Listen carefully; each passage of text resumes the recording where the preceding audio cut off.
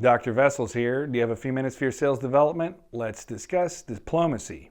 Now, I've been told that I can come across as rather forceful and direct. Being blunt is not always appreciated, and most people agree that being diplomatic is a better idea. So, effective and tactfully handling difficult or sensitive issues is what we call being diplomatic. Notice the key words there, effectively and tactfully. Having the tact of a nuclear weapon and blowing things up is a good way of turning yourself and the success of you into a puff of smoke. Years of hard work can be undone in a moment where offense is offered and taken. That means you should try and be tactful. Being tactful requires some sensitivity to others' viewpoints and perspectives, some empathy. The way someone sees the world has a very big impact on your ability to influence them, and it also requires a focus on pacing and tone. These are subtle, small things. And we know that influence is best achieved by asking questions, and questions are useful to control the discussion and gain agreement.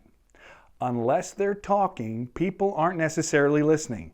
But the types of questions we need to ask are non-confrontational and sometimes even flattering and complimentary if we're being diplomatic.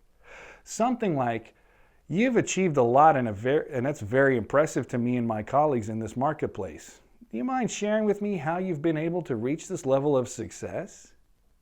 See, once the customer has started talking, it's pivotal for you to listen to their cultural dialect, the way they describe things, positives and negatives, and what they think is good and bad.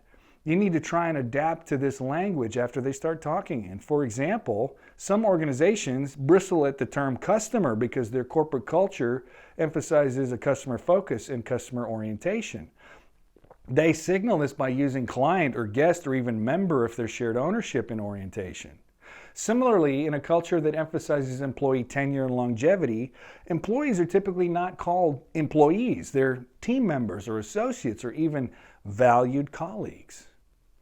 Knowing this and being sensitive to it can help you position a labor-saving solution, for example, more properly.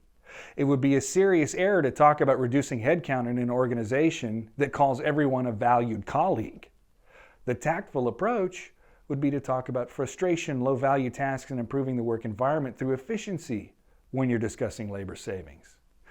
The pacing and tone of your speech is also important, and it signals beneficial intent versus aggression. The essence of being diplomatic is not being aggressive.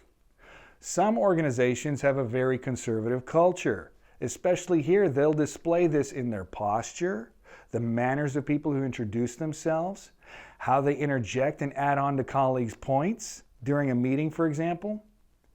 In that situation, pacing your remarks is very important.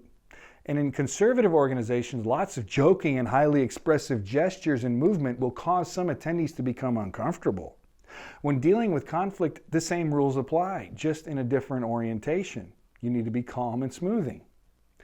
Whether you're interacting with someone you work with, a subordinate, a superior, asking and using the appropriate and preferred language, asking questions and adjusting your pace is always required. Pacing a response to a problem situation is best done by imagining the soothing and quiet tones used to calm down a kid that just dropped their ice cream cone after looking forward to it all day. That soft, conciliatory tones with lots of sympathy to calm the situation. Quiet reassurance often goes a lot farther than outrage or bold statements. The summary is this: be sensitive to mannerisms, words, and tones of your clients when they interact with you.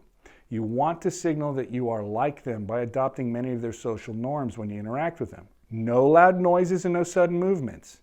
And doing this will ensure your effectiveness and make you more diplomatic. And as we agree, that's important, because the only thing we can't make more of is time. So sell well.